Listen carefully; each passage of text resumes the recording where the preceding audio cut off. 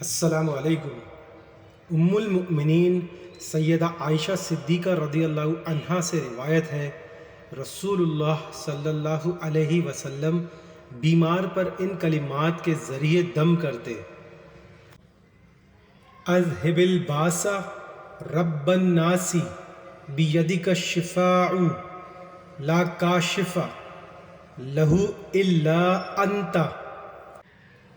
ترجمہ: تکلیف دور فرما دے، اے انسانوں کے پالنے والے، شفا تیرے ہی ہاتھ میں ہے، تیرے سوا اس تکلیف کو دور کرنے والا اور کوئی نہیں۔